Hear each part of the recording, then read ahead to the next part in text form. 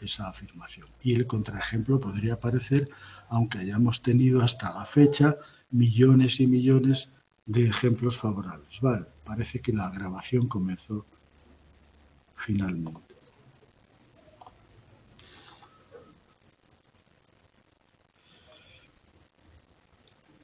Un ejemplo de razonamiento deductivo que se rige por el principio de validez deductiva, pero no sigue la metáfora direccional. Tenemos dos premisas y, como cualquier argumento deductivo, una conclusión que, si se deduce, si se deriva directamente, necesariamente de esas premisas, podría hacer el argumento válido. Juan tiene 3 estuches de lápices y cada estuche tiene 7, 13, 10 lápices. Como conclusión, Juan tiene 30 lápices. No hacemos más que la suma. En este ejemplo, por ejemplo, vemos que la conclusión no añade una información que no tengamos ya, simplemente hace explícita una información que ya está en las premisas. Lo importante es que es imposible que esto sea falso, que la conclusión sea falsa, si las premisas son verdaderas, cuando las premisas sean verdaderas. Eso hace que este argumento deductivo sea válido, aunque no va de lo general a lo particular. Está sometido al principio de validez deductiva, ese principio de necesidad lógica. La premisa se deriva necesariamente de la conclusión se deriva necesariamente de las premisas y es imposible que la conclusión sea falsa si las premisas son verdaderas. Más cosas. Vamos a dedicarnos durante un rato al razonamiento deductivo. Luego veremos una pequeña introducción al inductivo, aunque se tratará mucho más en el tema 6. Y luego hablaremos sobre cuestiones generales sobre el razonamiento humano. Vamos a repasar una serie de cosas de lógica formal, la más sencilla de todas. Es como el barrio sésamo de la lógica. Hay otros modelos lógicos que no vamos a ver. Esta es una lógica bivaluada donde tenemos proposiciones que funcionan como premisas que tienen dos valores posibles, verdadero o falso. No hay ninguna otra opción. Una proposición, una premisa, una conclusión es verdadera o es falsa. Es el minimundo de esta lógica. Lo importante es que el análisis lógico formal del que tenéis que hacer un repasillo se centra fundamentalmente en la estructura del argumento para decidir, dentro de todos los posibles argumentos, cuáles podemos considerar válidos. Es algo que ya está reglamentado. Lo importante es que este análisis basado en la estructura, por considerar su análisis sintáctico, es independiente del significado. Independiente del significado de las proposiciones, aquello que se esté enunciando específicamente. Y eso es una cuestión, lo veremos más adelante, que supone un hecho diferencial respecto al razonamiento humano, porque a nosotros sí nos afecta mucho el significado. Es decir, la forma en la que podemos determinar la validez o no validez de un argumento no sigue exactamente los principios de la lógica, sino que se ve muy influido por el significado, la semántica de las proposiciones. Vamos a ver por encima cómo es este análisis lógico formal y luego pasaremos en los capítulos posteriores precisamente a introducir todas esas cuestiones que no están incluidas, que son irrelevantes desde el punto de vista formal, pero que sí son muy importantes para las personas cuando razonamos. Bueno, conocimos que los argumentos se formaban por premisas y conclusiones. En general se denominan proposiciones.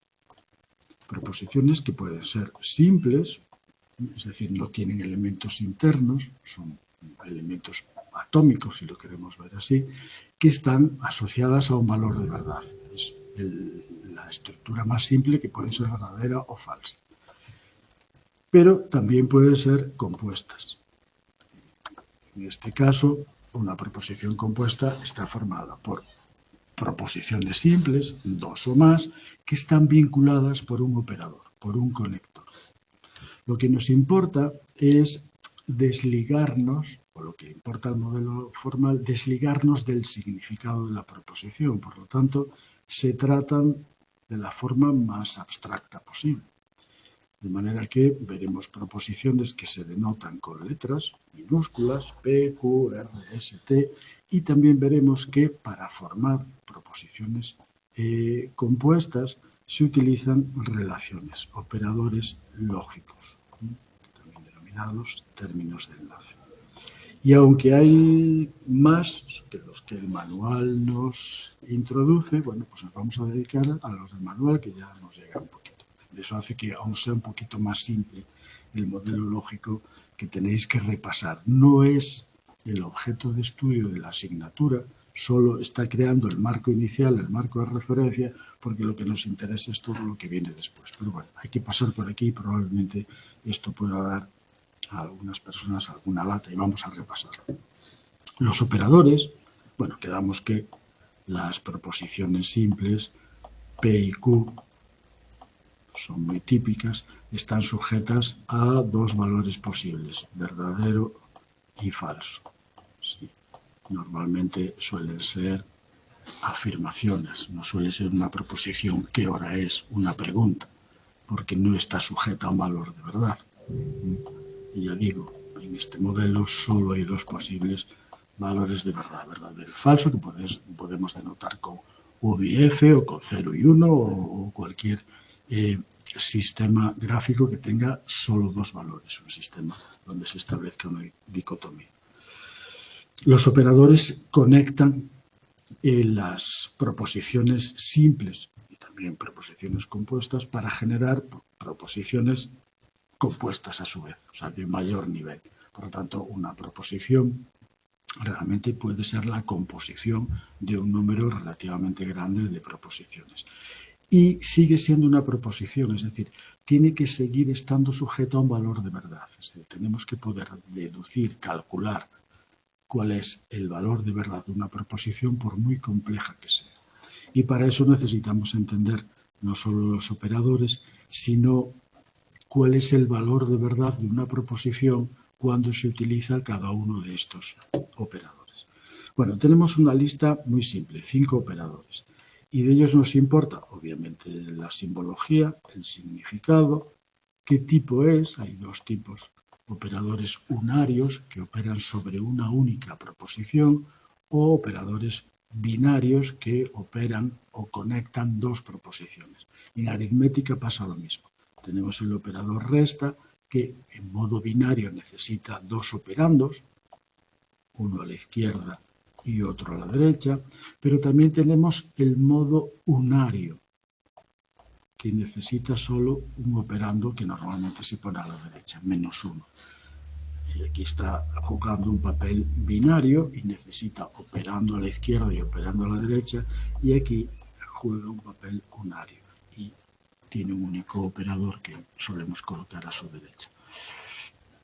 En este caso, los operadores que tenemos es el negador, simplemente cambia el valor de verdad de una proposición, de la proposición a la que se aplique, y como solo hay dos valores, pues si es verdadero pasa a falso y si es falso pasa a verdadero. De ahí el término negador. Más que negador, lo que hace es alternar es como un switch, pasa de un valor al otro. Y realmente podemos encadenarlos y estaría el sistema oscilando entre esos dos valores de verdad. Solemos identificarlo con el término no. Esta columna es muy importante, la columna de precedencia, porque nos ayuda a resolver el valor de verdad de una proposición. Tenemos que ir aplicando los operadores sobre las proposiciones que componen a una proposición compuesta para poder hacer eso. Y vemos que tiene precedencia 1. Esto quiere decir que si nos encontramos en una expresión donde se incluye este operador acompañando a una proposición, antes de cualquier otro tipo de resolución, de entrar a evaluar el efecto de cualquier otro operador, primero tenemos que aplicar este. En aritmética pasa lo mismo. Si tenemos menos 1,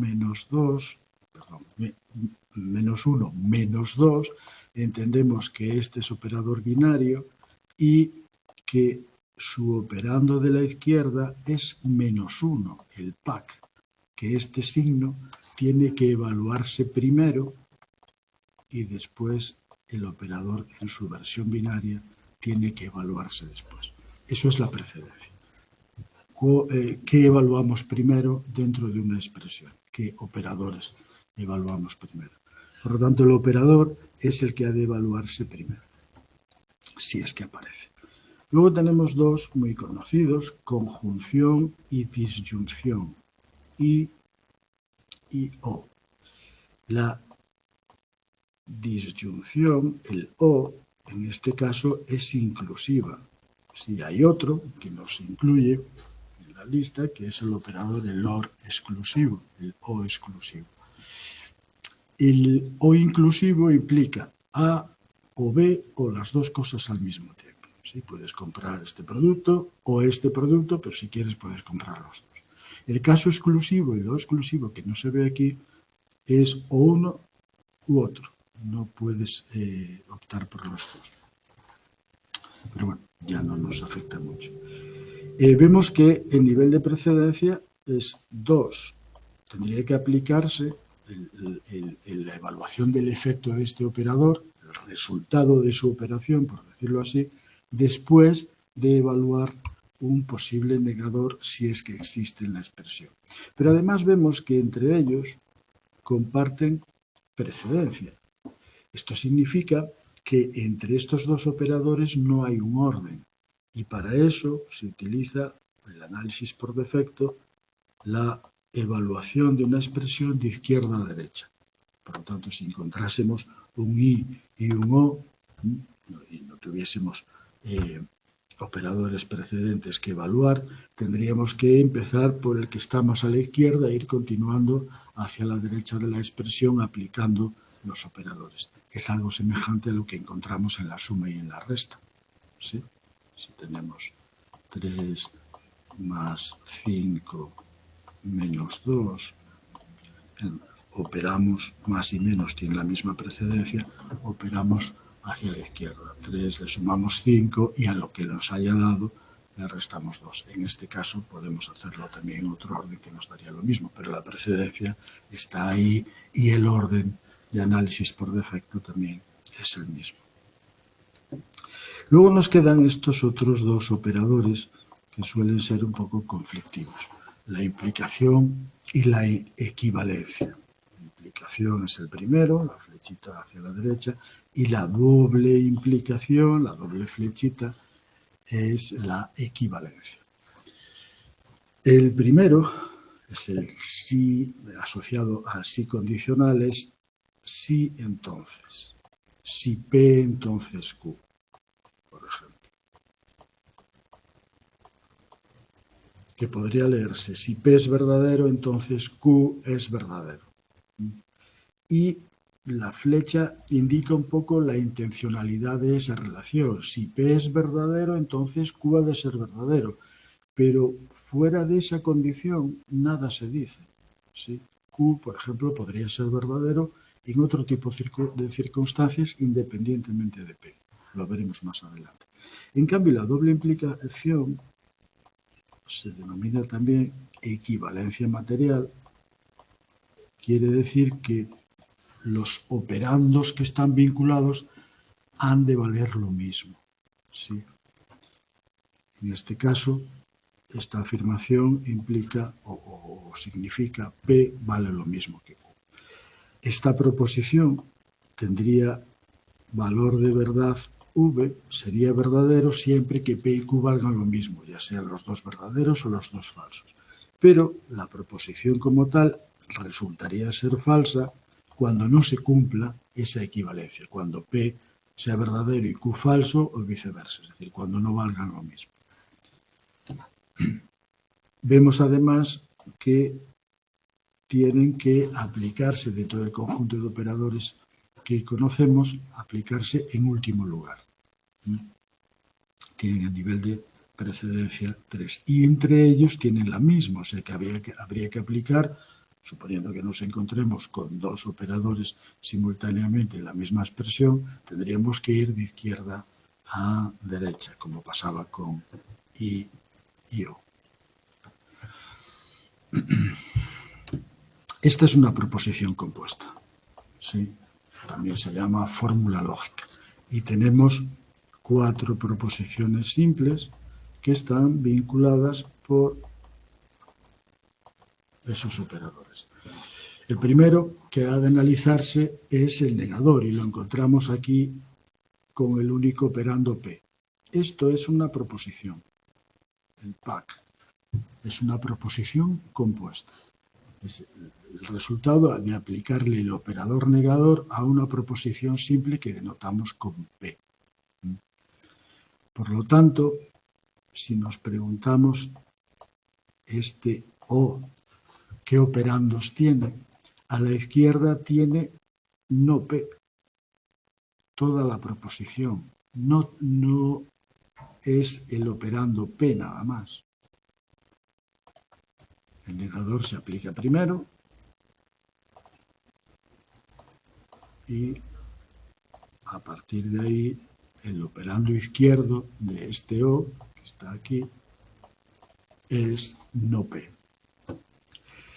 Después de haber aplicado el operador de precedencia 1 y a la vista de que no hay más, pues seguimos con el siguiente nivel de precedencia de operadores. Y nos encontramos O e I. Y ambos tienen el mismo nivel de precedencia, por lo tanto, vamos a aplicar la regla de izquierda a derecha. En todo caso, entendemos que el operador es tanto O como I son binarios, necesitamos detectar cuáles son sus operandos. Y ya vimos que para O el operando izquierdo es no P y el operando derecho es Q. Aunque haya más operadores, es decir, precedencia tiene que ver con incluso pues, qué pega antes, ¿sí? Con qué se une antes un operador o a qué operandos atrae. Y el operador I que está aquí tiene a su izquierda el operando S y a su derecha el operando R. Y una vez aplicados, esto se convierte en una única proposición compuesta y esto otro se convierte en una única proposición. Y ya no tenemos más operadores de nivel 2, vamos al nivel 3, hay uno que es la implicación y encontramos que este es su operando izquierdo y este otro es su operando derecho. ¿Sí? Que en el caso de la implicación a este operando se le llama antecedente porque está antes y a este se le llama consecuente porque viene después. Porque este es un esquema que se suele utilizar, por ejemplo, en los análisis causales. A lleva a B, A es la causa de B. Si A está presente, B debería haberse generado, cosas de ese estilo. Vemos que la precedencia a veces se puede hacer explícita utilizando paréntesis. No son necesarios si aplicamos la regla, pero si los incluimos, no estamos haciendo nada malo, simplemente estamos poniendo más símbolos dentro de una expresión y a veces resulta liosa. Pero de esta forma hacemos patente cuáles son realmente las proposiciones compuestas de forma gradual, desde las más simples hasta las que se van construyendo con una especie de árbol. Si aquí hubiese un árbol, el nodo principal sería el operador implicación y tendría dos ramas.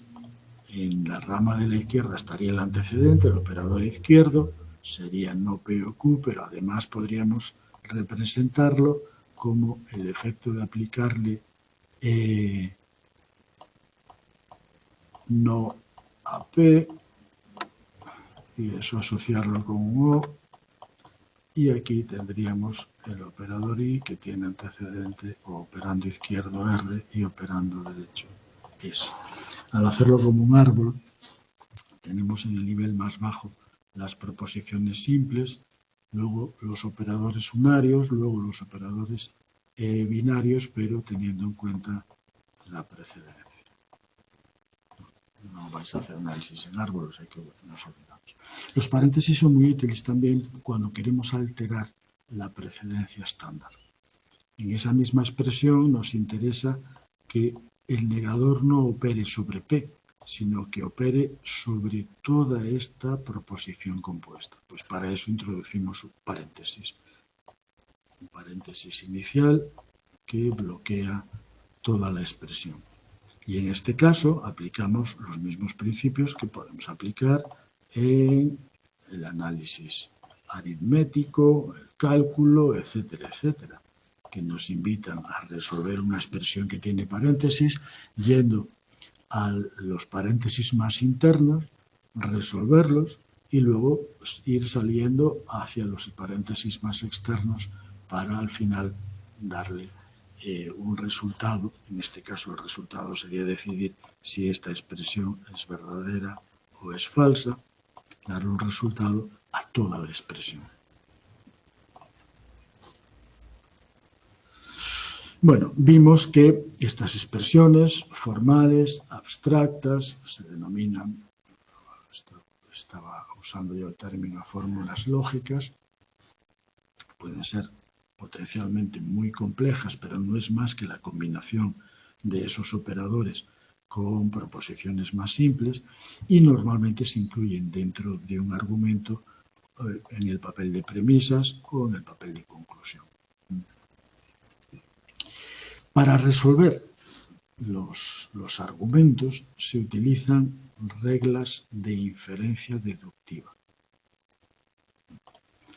Un argumento puede ser una lista más o menos larga de premisas. Nosotros vimos un esquema muy elemental donde había solo dos premisas seguido de una conclusión. Pero un argumento podría tener un número, no hay un límite para el número de premisas que puede tener. Entonces, la resolución de un argumento, que muchas veces consiste en decidir si está completo, si ya tiene la conclusión, normalmente el ejercicio consiste en decidir si es válido o no es válido. Muchas veces el razonamiento implica que no conocemos la conclusión y que tenemos que generar una. Precisamente para llegar a esa conclusión se utilizan las reglas de inferencia deductiva. Son muy útiles, muchas son muy simples, otras son relativamente complicadas, pero tienen una aplicación que va un poquito más allá. Me refiero a, estas reglas siempre toman una, dos o incluso tres premisas y generan una conclusión. Y esa conclusión podría ser la conclusión final, ¿sí?, la que consideramos conclusión final de todo el argumento, o en muchos casos la regla permite tomar, por ejemplo, dos premisas, vaya símbolo que me salió, como decía, permite tomar dos premisas, generar una conclusión y que esa conclusión, a partir de ese momento, se incluya como una premisa más.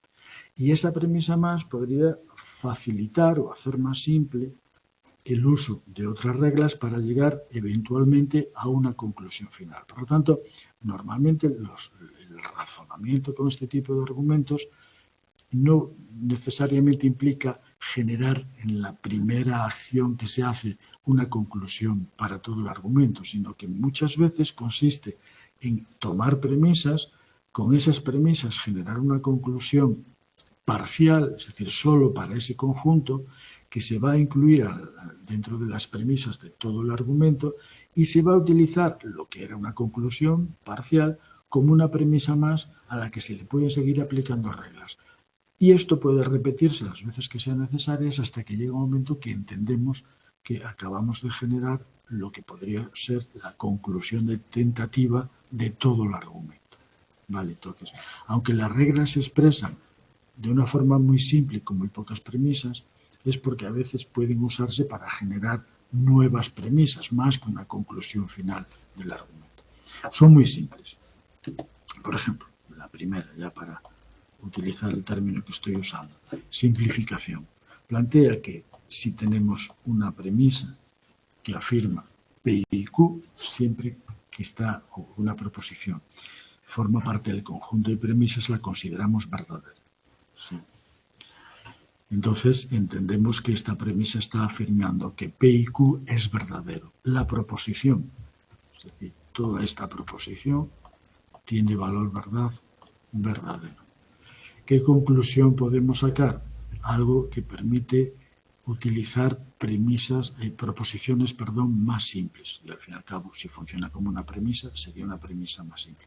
Porque si P y Q son verdaderos, luego veremos que la conjunción es verdadera cuando los dos operandos lo son, pues podemos sacar como conclusión que P es verdadero, pero también podemos sacar como conclusión que Q es verdadero. ¿Sí? Porque hay una premisa, una proposición que nos dice que su conjunción es verdadera. Solo puede pasar cuando ambas lo son. Por lo tanto, podemos simplificar o tener una premisa, una proposición más simple, extrayendo uno de sus elementos. Podemos operar, entre comillas, al revés, con la adjunción. Tenemos dos premisas que aquí representamos de una forma más simple, la más simple posible, P y Q. Funcionan como premisas, las consideramos verdaderas. Podemos concluir P y Q, es decir, unir esas dos premisas que estaban, entre comillas, afirmadas por separado, incluirlas dentro de una única proposición. Y además da igual el orden en el que estemos operando. El orden, y no tienen por qué ir una continuación de otra, es decir, P podría estar aquí y Q podría estar aquí abajo. Las tomamos y aquí podríamos incluir P y Q, si no lo consideramos la conclusión final. Lo estamos utilizando como una nueva premisa para seguir las secuencias de razonamiento. Hacemos esto si resulta que es conveniente. Imaginaos que, bueno, veremos ejemplos más adelante. Si no conviene, no tiene mayor utilidad meter una premisa para la que no vemos ninguna utilidad. Más reglas de las muy sencillas, la doble negación. El operador negador cambia el valor de verdad y eso puede hacerse en una secuencia. Es decir, este primer operador se aplica a la proposición simple P para alternar su valor de verdad. Si fuese verdadero pasaría a falso y si fuese falso pasaría a verdadero. Y este otro operador opera, su operando, para decirlo así, es no P y hace lo propio, es decir, le cambia el valor de verdad. La cadena de esos dos operadores acaba dando como resultado los valores de verdad, el valor de verdad que tenía P inicialmente. ¿Sí? No P, es el primero, deshace este más externo, este negador, deshace la alternancia del valor de verdad que generó el negador más interno, por decirlo así. Entonces, la conclusión que podemos sacar es evidente. También, entendiéndolo al revés, si tenemos una proposición P, es decir, P es verdadero, pues podemos incluirla como conclusión. A lo mejor no le vemos demasiada utilidad ahora, pero como una premisa más sí que puede tenerla, como no P. Otra más. Esta es un poco extraña, simple pero extraña. Tengo una premisa que plantea simplemente P. Es una proposición simple, básica, sometida a un valor de verdad. Entendemos que la premisa dice P es cierto. ¿Sí? Deberíamos leerla así. Bien, pues yo puedo generar como conclusión, ya sea parcial que incluyo como premisa, o como conclusión final del argumento, esta disyunción P o Q, independientemente del valor de verdad que tenga Q. Porque esta disyunción, lo vamos a ver más claramente en un momento, es verdad siempre que sea verdad P siempre que sea verdad Q o cuando sean verdad los dos simultáneamente. Entonces, esa conclusión es verdadera porque sabemos que P es verdadero. ¿Sí? Lo dice aquí esta premisa.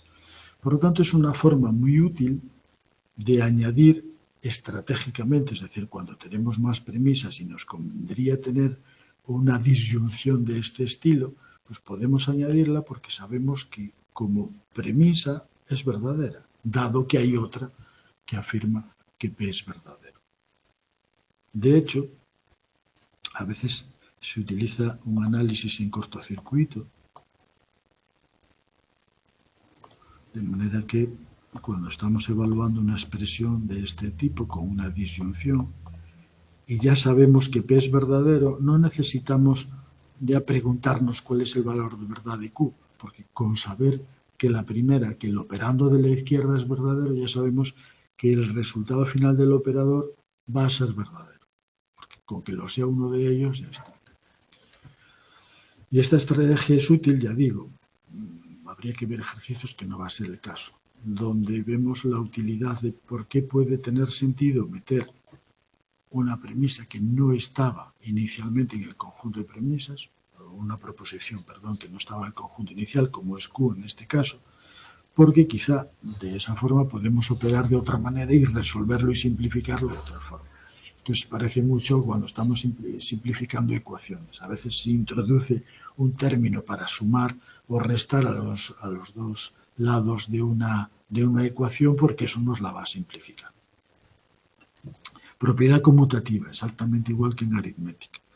P y Q es lo mismo que Q y P, tiene el mismo valor de verdad. P o Q tiene el mismo valor de verdad que Q o P. Y aquí ya entramos un poco en lo que va a ser objeto de materia, porque se utilizará en pruebas que vamos a ver en capítulos posteriores, este tipo de regla de razonamiento que ya tiene un nombre muy especial, un nombre clásico, modus ponens, solemos conocerlo con su versión más abreviada de modus ponens.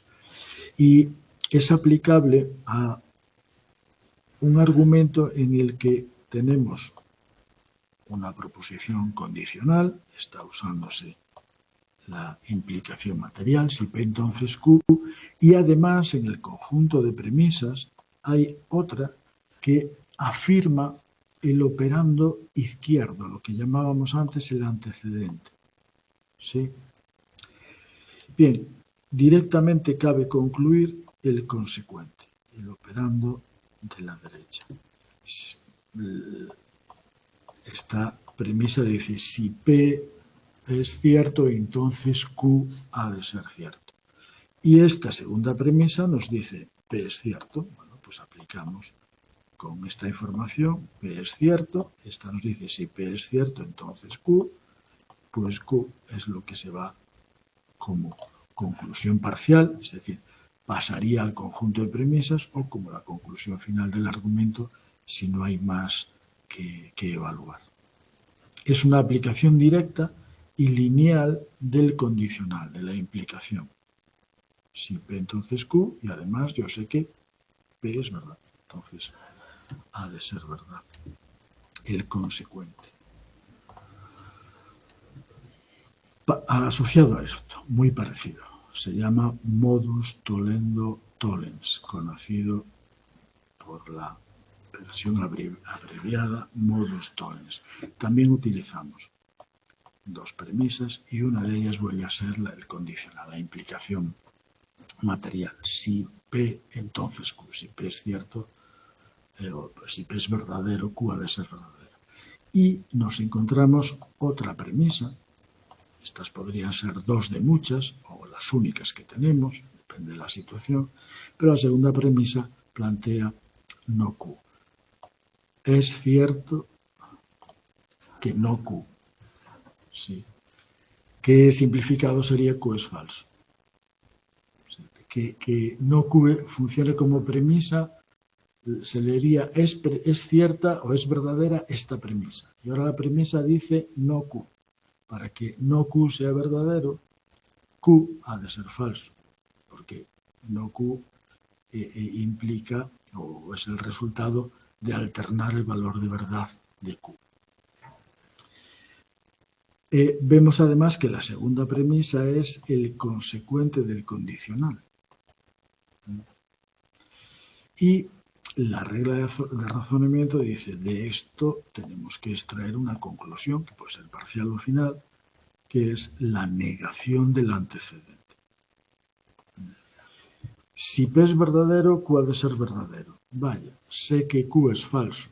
Pues P también es falso, porque si fuese verdadero, Q tenía que ser verdadero. No nos queda otra. Necesariamente la conclusión se sigue de las premisas y sería imposible que la conclusión fuese falsa cuando las premisas son verdaderas. Aplicamos ese principio de validez lógica.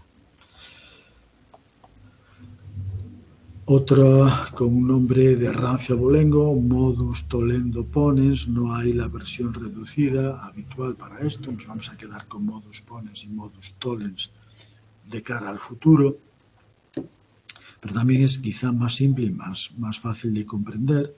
Tenemos una proposición que dice P o Q, y como está funcionando como premisa, entendemos que esa disyunción es verdadera. Será verdadera cuando P sea verdadero, cuando Q sea verdadero o cuando simultáneamente las dos sean verdaderas. Y otra premisa nos dice, P no es verdadero. Esta premisa la leemos como, es verdad lo que dice esta proposición. Y esa proposición dice negar a P. Si es verdad el resultado de negar a P, es que P es falso. Entonces sabemos que P es falso, vaya, acabamos de pillar. Pero la disyunción es verdadera. Eso suele pasar, solo podría pasar si Q es verdadero. Por eso lo extraemos como conclusión. Obviamente podemos hacerlo con el otro elemento de la disyunción. Silogismo hipotético es como un encadenamiento de implicaciones. Una premisa nos dice si P entonces Q y encontramos en el conjunto de premisas, en este caso está tan simplificado para que lo veamos, solo hay dos, si Q entonces R. El consecuente de la primera es el antecedente de la segunda. Entonces podemos simplificar esta implicación transitiva, si se quiere ver así. Si P es verdadero, entonces Q ha de ser verdadero, pero si Q es verdadero, entonces R ha de ser verdadero. Podemos resumir todo con esta expresión más simple. Si P, entonces R. Lo podemos tomar así, puede ser la conclusión final de un argumento, o podría ser, como os digo ya antes, usar esta conclusión como una premisa más para seguir operando con ella.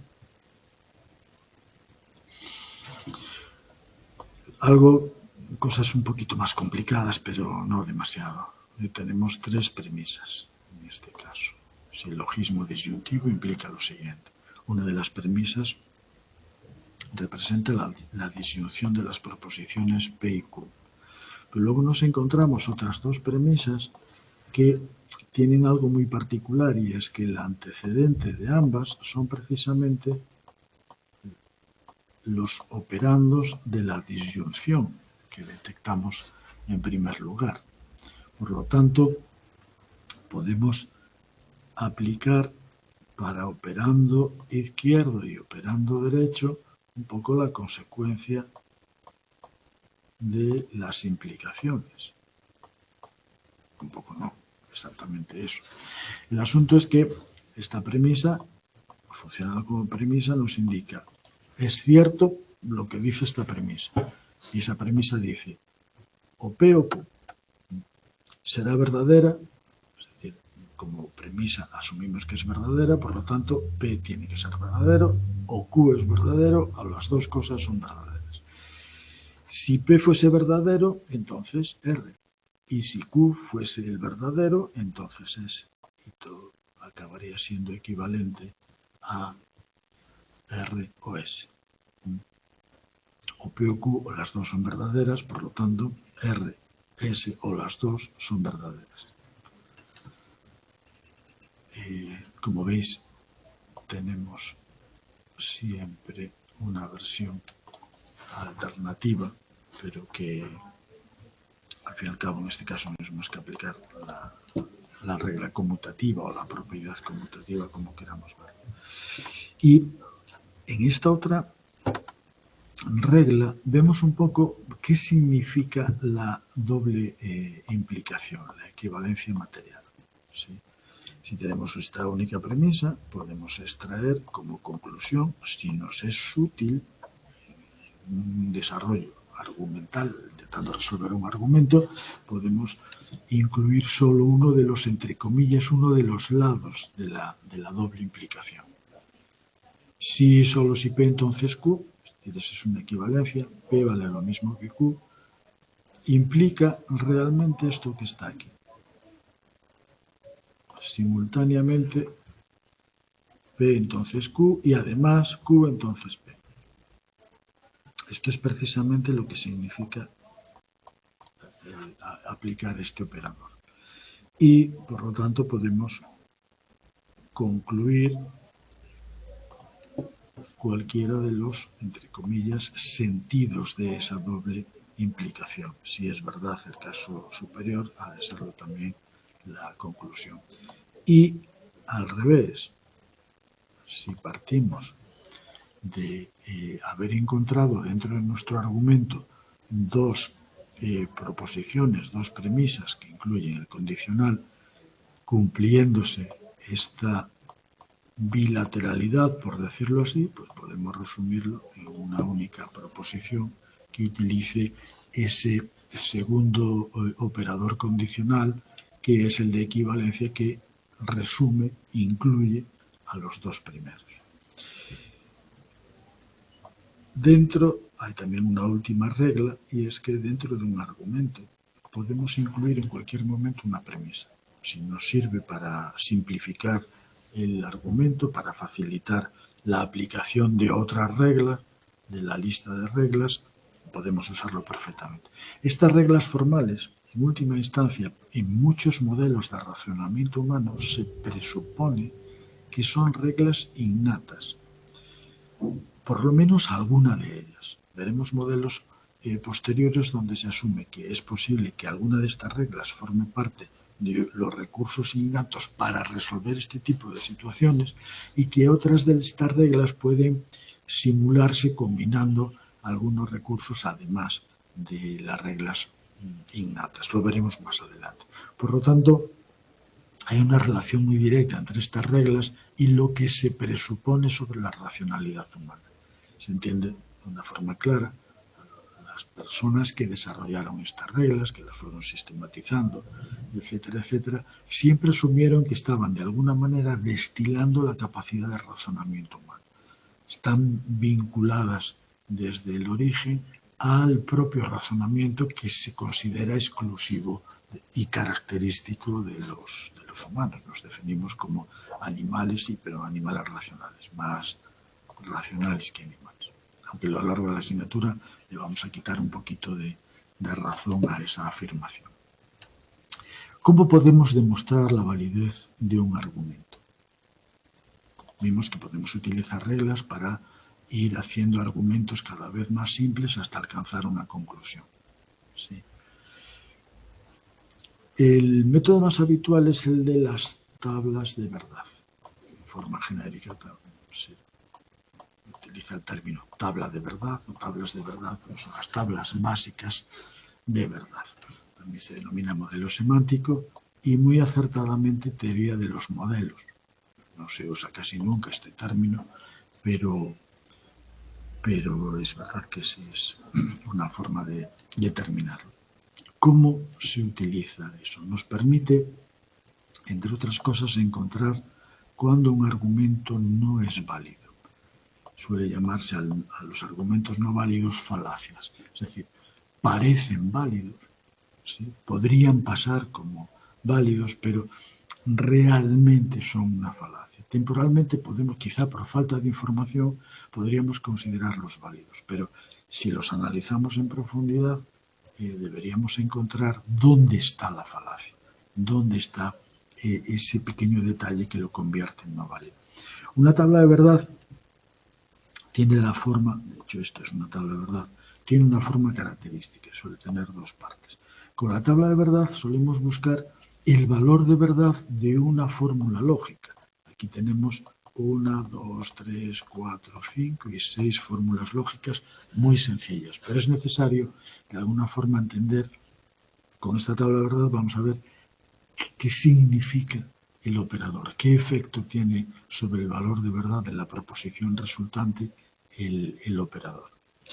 Entonces, si tuviésemos que resolver una fórmula lógica, P o Q, entonces R y S, tendríamos primero, en primer lugar, buscar las proposiciones simples que se incluyan. Aquí nos lo pone muy fácil porque tenemos las famosas letras minúsculas para identificarlo. Y con todas las que nos encontremos, aquí si veis en toda esta fila de fórmulas lógicas que son muy sencillas, solo hay dos proposiciones simples, P y Q. Pues incluimos como primeras columnas en las tablas precisamente esas proposiciones simples. A veces también se les llaman variables. Y con esas proposiciones simples, en primer lugar, antes que nada, ya podríamos hacerlo, tenemos que generar todas las combinaciones posibles de sus valores de verdad. Las siguientes columnas, en este caso ya vimos que son 6, al menos debería haber una, estaría la expresión compuesta, es decir, el resultado de aplicar operadores a esas proposiciones, para saber cuál es su valor de verdad en función de los valores de verdad de P y Q en nuestro ejemplo, o de P, Q, R y S en esta expresión más complicada. ¿Cómo lo hacemos? Bueno, vamos a generar tantas filas como combinaciones de valores de verdad podamos conseguir con las proposiciones simples que tenemos en nuestras expresiones. En este caso solo tenemos dos. ¿Cuántas filas vamos a tener? Pues 2 elevado al número de proposiciones simples que tengamos. En este caso es 2 elevado a 2, 4, y ahí tenemos las 4 filas. Si hubiese 3 variables, sería 2 elevado a 3, 8 filas. Y si hubiese 4, por ejemplo, para este caso, que no lo vamos a hacer, tendríamos que tener 16 filas, 2 elevado a 4. Vamos a ver el caso más simple. Tenemos 2. Cada fila se caracteriza por asignar todas las combinaciones posibles de los valores de verdad de las proposiciones simples. Vemos que deberían salirnos 4 y ahí están las 4. ¿Qué significa esto? Cada una de las filas es un modelo. Un modelo de, por decirlo así, un minimundo donde solo existe P y Q. Y ese minimundo son todas las formas posibles de mundos, de modelos que podemos tener con solo dos variables. Entonces, en un modelo, en una situación, ambas son falsas, que es la línea 1. En la línea 2 es falso P, pero Q es verdadero. Es otra posible combinación, es otro modelo, otra situación diferente. En la línea 3, la que es verdadera es P, pero Q es falsa. Y en la línea 4, ambas son verdaderas. Y con esto recorrimos todas las versiones posibles, mundos posibles, modelos posibles con solo dos proposiciones. Da igual que se llamen P y Q, es decir, son dos. Si tuviésemos 3, tendríamos una columna más y empezaríamos por falso, falso, falso. La siguiente línea sería falso, falso, verdadero. La siguiente línea falso, verdadero, falso. Y así iríamos como un pequeño contador hasta llegar a verdadero, verdadero, verdadero. Porque tendríamos 3 proposiciones simples y 8 filas. Vale. ¿Qué hacemos entonces ahora con nuestra tabla de verdad? Continuamos cada una de las filas calculando el valor de verdad de la expresión que tenemos en la cabecera de la columna. En este caso es no P, pues no tenemos más que alternar el valor de verdad que tenga P en esa fila. En este caso es verdadero, pues pasa a ser, falso, pasa a ser verdadero. La segunda fila también es falso, pasa a ser verdadero. En la tercera es verdadero, pasa a ser falso, y en la cuarta es verdadero y pasa a ser falso. No hicimos más que, como un interruptor, cambiar el valor de verdad. Para la segunda columna es el mismo problema, pero referido a Q. Y siempre tenemos que referir qué valor de verdad tiene en esta fila Q. Pues falso. El negador me dejará el resultado de esta proposición compuesta como verdadero. Y así toda la fila. P y Q, esta proposición compuesta, toma un valor de verdad siempre que al menos una o las dos sea verdadera. Entonces, en la primera fila, las dos son falsas, pues tiene que ser falso. Pero en las siguientes, encontramos que en las combinaciones de P y Q siempre hay al menos una que sea verdadera. Por lo tanto, P o Q, en estas filas 2, 3 y 4, pasan a ser verdadero. Lo mismo haríamos con P y Q, pero es mucho más exigente este operador y solo la proposición compuesta solo tiene valor de verdad verdadero cuando tanto P como Q sean verdaderos. Tienen que ser las dos simultáneamente verdaderas. Eso solo pasa en la fila 4. Por eso es verdadera la expresión en la fila 4 y falso en las filas 1, 2 y 3. Y aquí llegamos a la parte más interesante de la tabla de verdad, que es descubrir cuál es el valor de verdad de la proposición si P entonces Q dentro de una tabla de verdad. Y fijaos que la línea 4, por ejemplo, nos dice la afirmación, si P es verdadero, entonces Q ha de ser verdadero. Y vemos que P es verdadero, entonces Q ha de ser verdadero. Y efectivamente, eso sucede, por eso entendemos que la proposición compuesta es verdadera. Pero ¿qué pasa en la línea 3? El antecedente es verdadero, vamos bien. Si P es verdadero, entonces Q ha de ser verdadero. Pero, mira, no es falso. Pues entonces el valor de verdad de la proposición compuesta si P entonces Q es falso. Lo que es a veces un poco lioso de entender es por qué aquí esa proposición compuesta es verdadera.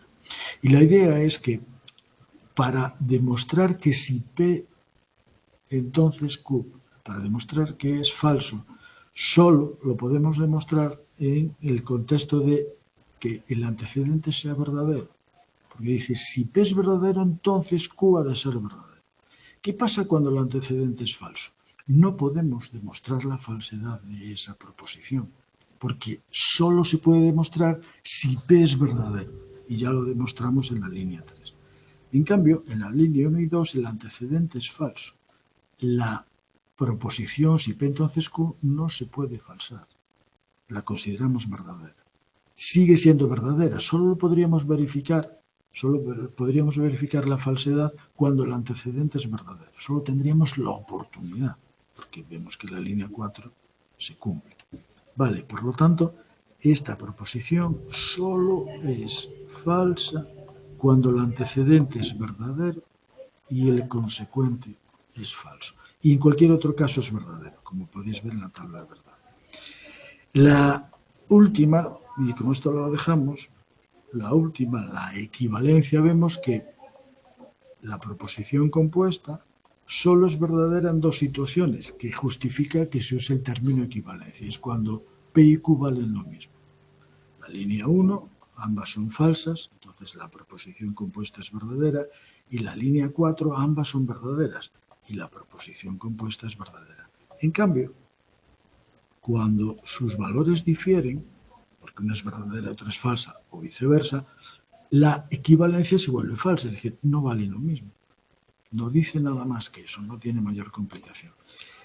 Prestad atención a la condicional simple o la implicación material, porque solemos evaluarla en general mal, precisamente porque no sabemos qué hacer con estos casos. Y es muy habitual que cuando leemos esto, pensemos en esto. Es decir, cuando estamos leyendo una implicación, si P entonces Q, al final la usemos como si hubiésemos leído sí, sí, solo sí. Y no es el caso. Vale, seguimos en este punto el próximo día. Muchas gracias por estar ahí y nos vemos.